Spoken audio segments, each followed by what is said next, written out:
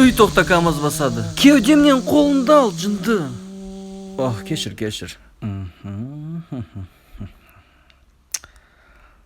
Хоп! Эй!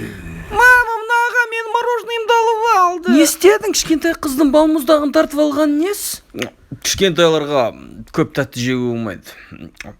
Не болды? Бәрін тастап сен маған тиесің бе? Немене? Мен сені сүйем. Сені тұра жеп қойғым келеді. Үйткені сен мұна балмұздақ сияқты тәп-тәттісің. Қуғанымды қоймасам бір тебем қазір. Теп ал, теп, давай.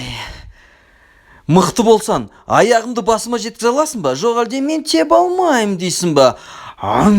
Не бол, тепкім келмей қалды ма? Мә саған.